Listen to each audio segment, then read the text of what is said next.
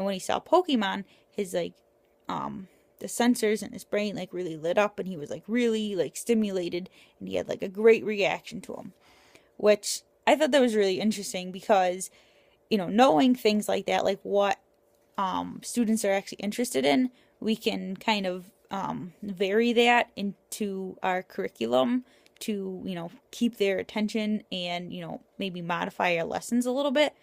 Maybe not necessarily with Pokemon, but I will get into another example that we could do it with. The other example, which I had actually heard of, was a man from London. He's a really fantastic drawer. His name's Stephen Wilshire. He's an autistic person. He can pretty much like draw like things from memory. He's really into drawing like buildings and like different structures in London. And I actually heard of him when I was doing my observations, the 100 hours of observations we needed before we did student teaching. I was sitting in a psychology class, and the teacher was actually showing a video to his students about this man and like, having like a mini lesson on, I'm assuming, developmental disabilities.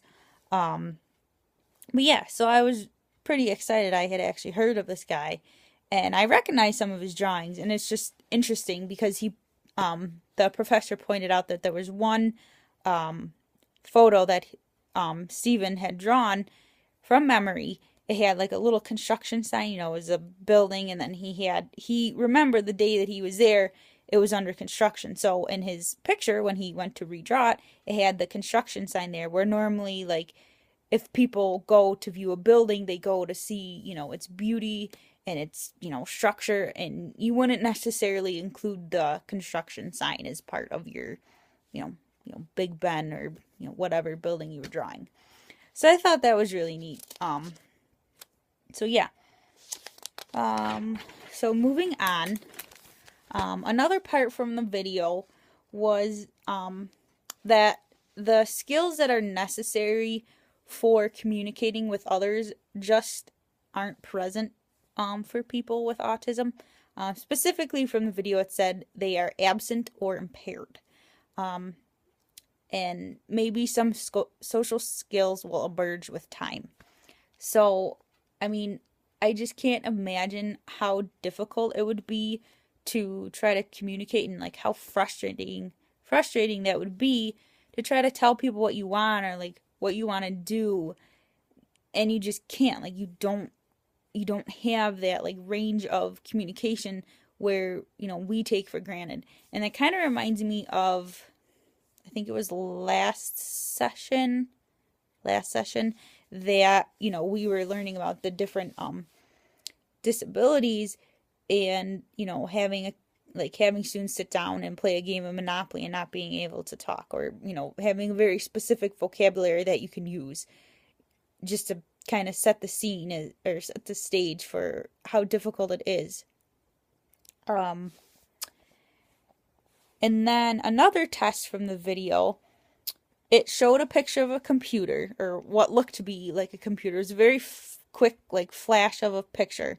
It looked like a computer, but when the professor went back and showed it, it was actually like different treats, like cookies and things that were like built to look like a computer. But to, the audience and, the professor, we see it as a whole, where someone with autism would see the parts. They would see, the Oreos or the, Nilla wafers to it. They wouldn't like put the parts together to realize that it's, one thing.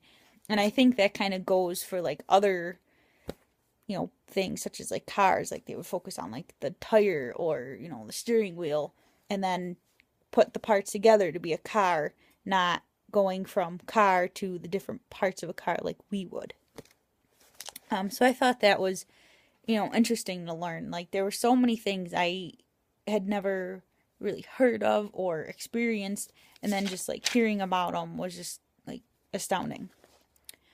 Okay.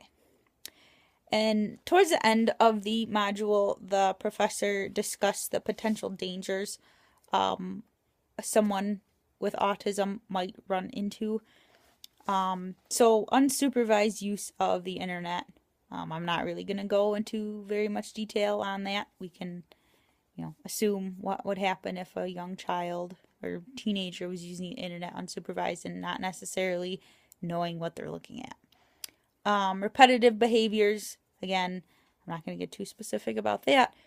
And then lack of street smarts, which I thought that was kind of interesting when it comes down to, maybe if a child with autism, well, not child, I'm assuming an older student with a social disability, might get him or herself into a situation where, it's not necessarily appropriate, and then, they might be faced with a little jail time, and that's just because, they don't know how to react or act around other people.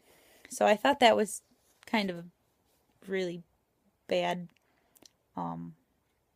danger, obviously. But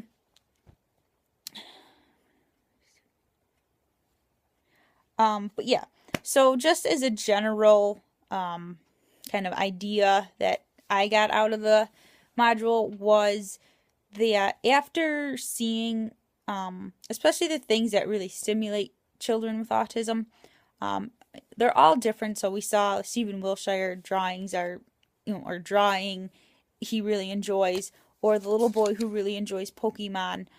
Just kind of being, as educators, being able to recognize what your students are really interested in, and then trying to adjust your curriculum to, help them with that. So maybe if, you have a student who likes to draw, maybe in like my case, social studies, I would try to incorporate that for them quite a bit. Not really sure about the Pokemon. That would take some thinking, maybe some like character role playing. I'll have to get back to you on that. But yeah, as far as my opinion, I thought it was really interesting. It was very not, it had a lot of like facts and knowledge that I did not know. But to me, it was a little too scientific. I would have been more interested with maybe a few more statistics. There weren't a lot of statistics in there, which I actually researched on my own, and I'll get to in just a second. But he was, I'm pretty sure he was a psychology professor, so he was more on like the clinical end of things, where I would have rather had more like how I can use this video to my advantage in an educational setting, like a classroom, and more things as far as like learning goes for students with autism. But I still really enjoyed it. It was very interesting. And the professor had a little bit of a sense of humor. So that was enjoyable too, never hurts to be funny. But yeah, like I said a minute ago, it did lead me to do a little bit of my own research because I was curious. Like I said earlier, I have heard the term autism used in the news, and up until this point in time, I didn't know what they were talking about. But I did do my own research, and 1 in 6 children in the U.S., this is about in 2008, so I'm sure it's a little different now, have a developmental disability. So this isn't just necessarily autism. It could be anything, from mild, just like a speech impairment, to something more severe like autism or cerebral palsy. And then I also found on it was on the website that autism is more common in males. So I thought that was kind of interesting. And now that I think about it, the boy in Scrubs in that episode, the child with autism was a boy who the doctor was engaging with. Off topic. But yes, so that is my thoughts and my review from my module.